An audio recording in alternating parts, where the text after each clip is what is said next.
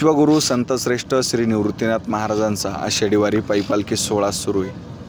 ही वारी कशा पद्धतीने चालते, नेमके या वारीमध्ये दैनंदिन काय कार्यक्रम असतात, घरबसल्या लोक नुसते म्हणतात की वारीला जातात, काय करतात, या सर्व गोष्टींचं उत्तर देण्यासाठी आपल्यासोबत हे वारकरी काय सांगाल, कसे दैनंदिन कार्यक्रम चालतात, वारी म्हणजे नेमकं काय?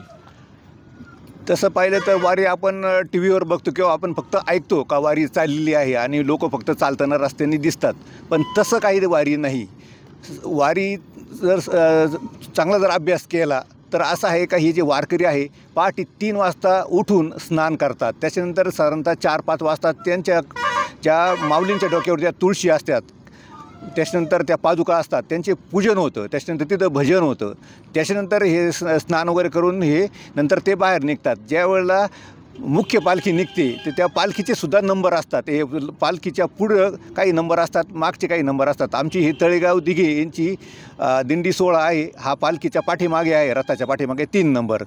तर याची सुरुवात कशी होती, ज्या वेळेला पालखी रस्त्यावर निघते, प्रस्थान करते, तर त्यावेळेला सुरुवातीला काकड आरती होती। काकड आरतीचे हे 27 अभंग असतात, त्याच्यानंतर हे मंगलाचरण होतात, मंगलाचरणसुद्धा 11, 7, 9 असे होतात, त्याच्यानंतर भुपळी 22, त्याच्यानंतर वासुदेव 10, आंधळे 9, पांगळे 4, बहिरा 1, मुका 1, जोगी 1, गवळण 1 आणि वाराचे अभंग। वाराचे अभंग म्हणजे जे वार आहे सोमवार, मंगळवार, बुधवार, गुरुवार, हे वारचे सुद्धा अभंग असतात, ते सुद्धा घेतले जातात। साधारणतः 5च्या दरम्यान जे मुख्य जो भालदार चोपदार असतो, मुख्य दिंडी सोहळ्याचा, तो जेव्हा राजदंड वर करतो त्यावेळेला सगळ्यांना थांबवलं जातं आणि मग ते सांगतात का हरिपाठ घ्या। मग 4-5च्या दरम्यानी 2 ते 2.5 तास हरिपाठ होतो। हरिपाठ झाल्यानंतर ज्ञानदेव प्रमाण होतं। ज्ञानदेव प्रमाणामध्ये काय होतं, दिंडीचे 2 भाग केले जातात, रस्त्याच्या दोन्ही बाजूनं फक्त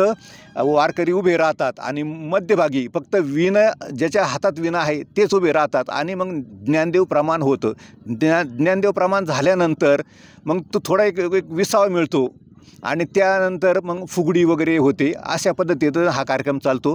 त्याच्यानंतर समजा 5-6 नंतर जवळजवळ आपले जे मुक्कामाचं ठिकाण हे आलेलं असतं, मग थोडेफार अभंग होऊन पालखी ज्या ज्या ठिकाणी मुक्कामी असते त्या ठिकाणी जे ते वारकरी आपल्या आपल्या मुक्कामाच्या ठिकाणी जातात। असा हा एकंदरीत सगळा सोहळा असतो। आपण जेव्हा टी व्हीवर बघतो किंवा लोक टी व्हीवर बघतात का वारी चालली, असा काही प्रकार नाही। तर 104 अभंग सुरुवाती सकाळपासून तर संध्याकाळपर्यंत गायले जातात अभंग आणि त्या तालेवर गायले जातात।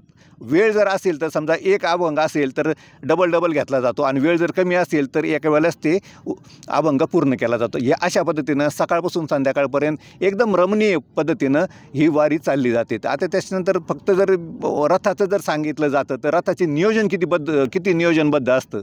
त्याच्या सगळ्याच पुढे एक नगारा गाडी असते, नगारा गाडी फक्त सावध करत चालते। जेव्हा नगारा वाजतो तर नगारा वाजतो म्हणजे जेवढे विश्रांतीला इकडे तिकडे बसलेले आहे ते सावध होतात आणि ते मार्गस्थ होतात। तर हे सिस्टीम कशी आहे, मी म्हटलं जर अभ्यासच करू याचा, तर प्रत्येकाजवळ वायरलेस आहे। समजा नगारा गाडी असेल त्याजवळ वायरलेस आहे, माऊलींचा आश्व आहे त्याजवळ पण वायरलेस आहे, जे मुख्य जे रथ चालतो त्यांच्याकडे पण वायरलेस आहे, त्याच्यानंतर भालदार चोपदार आहे त्यांच्याकडे वायरलेस आहे। ज्यावेळेला एक कोण बोलतो का चला आपल्याला वारीला जायचं, सुरुवात करायची, तर सगळे वायरलेस त्याला संदेश जातो आणि सगळे जण तयारी करतात आणि ते मार्गस्थ होतात। अशा पद्धतीने साधारणतः ही कितवी वारी आहे आता? माझी ही पहिलीच वारी आहे आणि मी फक्त अभ्यास करण्यासाठी, मनापासून अभ्यास करण्यासाठी हे 27 दिवस दिलेले। नुसते वारीत जायचं आणि कुठेतरी आनंद घ्यायचा असं नाही, ऊन ताण सहन करावंच लागतं। ऊन इतकं प्रचंड होतं पहिले 1-2 दिवस, तर अक्षरशः ते पहिल्या दिवशी खूप त्रास झाला, पण नंतर जेव्हा मी त्या अभंगामध्ये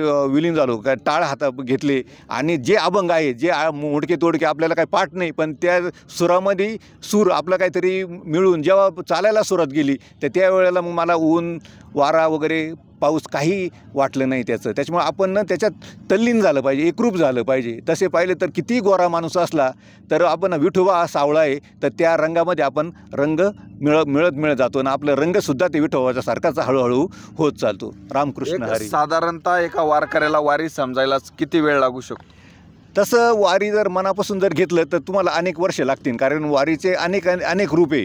कारण एखादा गरीब येत असेल तर त्याचा एक वेगळा अनुभव असेल, बरेचसे कामं होतात. आता आमच्या वारीमध्ये एकजण भागवतवाडीचे एकजण आहे, नवनाथ भागवत म्हणून, भागवतवाडीची तळेगावजवळ. तर त्यांनी फक्त फ्लावर केलेली होती.